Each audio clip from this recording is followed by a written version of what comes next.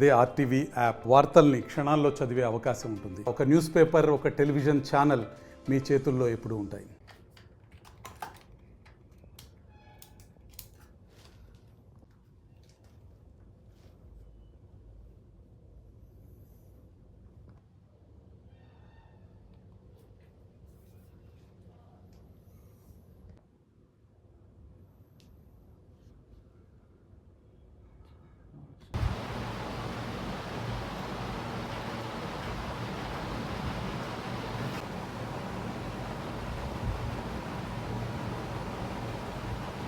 నా మీద నాకేదో 7,00,000 ఇచ్చాము అనని వెంకటస్వామి స్పందించడం చూశాను. అవన్నీ అవాస్తవాలండి. అందులో ఎటువంటి నిజం లేదు. నాకు ఇచ్చింది కేవలంగా అక్షరాల 1,05,000. 59,500 ఫోన్పే చేశారు. 50,000 క్యాష్ ఇచ్చారు. అది నేను పోలీస్ వారికి నాకు ఏమేమి ఇచ్చారో అంతవరకు నేను వాళ్ళకి చెప్పడం జరిగింది. పోలీస్ వారి మీద బాగా స్పందించారు. ఎంక్వైరీ చేస్తున్నారు. ఎంక్వైరీలో ఈ నిజాలు ఖచ్చితంగా బయటపడతాయి కదా. అదే సార్ చెప్తుంది. అందులో అసలు ఎటువంటి నిజం లేదు. నా భార్యకి ఇచ్చాము అని అంటున్నారు. నా భార్య నా తల్లి వచ్చారంటున్నారు.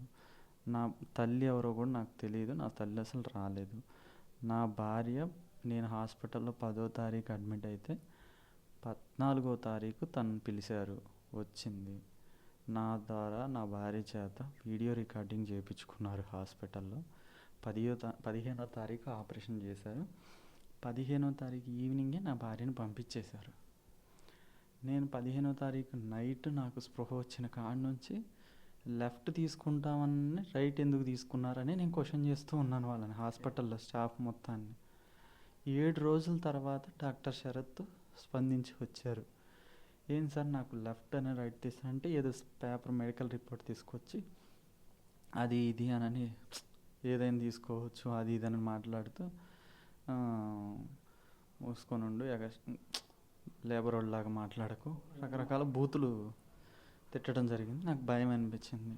నాకాడ ఎవరు లేరు, ఏం చేయలేని పరిస్థితి, సైలెంట్గా ఉండిపోవాల్సి వచ్చింది. నాకు వెంకటకి పరిచయం అంటే నాకున్న అప్పులు బాధ నుంచి బయటపడటానికి నేనే ఈ ఆలోచన చేసి ఫేస్బుక్లో ఒక ఐడి ఉంటే ఓపెన్ చేసి చూశాను. ఒక మెసేజ్ అనేది ఒకటి ఉంది సార్, ఈ O positive B positive need age 31 అని ఉంది. నేనే ఆ మెసేజ్కి ఫస్ట్ రిప్లై ఇచ్చాను. ఈవినింగ్కి భాష అన్న అతను ఫోన్ చేశాడు. నేను ఇచ్చాను బ్రో, నాకు 30 lakhs ఇప్పించారు, నువ్వు నా మీడియేటర్ ఉన్నాడు మాట్లాడతానంటే వస్తే ఇప్పిస్తాను మాట్లాడిస్తాను, పరిచయం చేస్తాను అన్నాడు. విజయవాడ రమ్మన్నాడు. విజయవాడ వెళ్ళాను. వెంకటు పేషెంట్ వాళ్ళ బామ్మర్ది ఇద్దరిని పరిచయం చేశాడు. హాస్పిటల్ దగ్గర నుంచి పక్కన ఒక 2 లైన్ల అవతలకు తీసుకెళ్లారు. అక్కడ ఏదో క్యాంటీన్లో నుంచోబెట్టి మాట్లాడుకొని, నేను ఎంత అంటే నేను ఒక అమౌంట్ అడిగాను. మేము అంత ఇవ్వలేమన్నా, పేషెంట్ చూడండి అని పేషెంట్ చూపించారు. ఇంత అమౌంట్ అయితే ఇస్తాము, 30 lakhs వరకు అయితే ఇవ్వగలుగుతాం అని అన్నారు. సరే నేను ఓకే అన్నాను.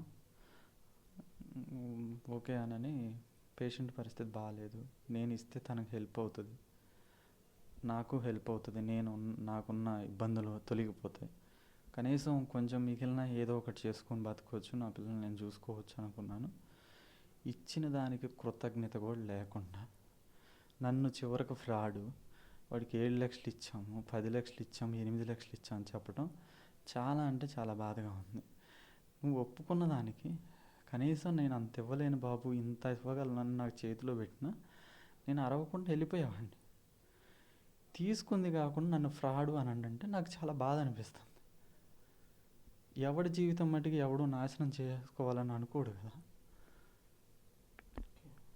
నాకున్న ఇబ్బందుల ద్వారా ఇవన్నీ పోతాయి. అప్పులు నేను తీసుకున్నాను 2017 నుంచి చాలామంది దగ్గర తీసుకున్నాను. నన్ను నమ్మి ఇచ్చారు, ఏదో ఒక వ్యాపారం చేసుకోరు, ఇందులో కలిసి వస్తుంది, పైకి వస్తావు. నేను ఏందులో పెట్టినా కరోనా రావటం, ఏదో ఒకటి జరగటం అన్నీ ఆగమవుతూనే ఉన్నాయి. నన్ను ఇచ్చిన వాళ్ళని మోసం చేయటం తప్పు అనిపించి వెళ్తే చివరికి ఇలా మోసం చేసింది కాకుండా వాళ్ళు నన్ను మోసం చేసి నన్నే మళ్ళీ ఫ్రాడ్ అంటున్నారు. హోమ్ మినిస్టర్ గారు స్పందించడం అదే రోజు చూశానండి. హోమ్ మినిస్టర్ గారికి చాలా పెద్ద థ్యాంక్స్ అండి. ముఖ్యంగా మీడియా మిత్రులకి, పోలీస్ డిపార్ట్మెంట్ వారికి కూడా బాగానే సహకరించారు. నాకు న్యాయం జరుగుతుంది అని అనుకుంటున్నాను. మరిన్ని వీడియోస్ కోసం ఛానల్ ని సబ్స్క్రైబ్ చేయండి. లేటెస్ట్ అప్డేట్స్ కోసం వాట్సాప్ ఛానల్ ని ఫాలో చేయండి. అండ్ లింక్ డిస్క్రిప్షన్ లో ఉంది.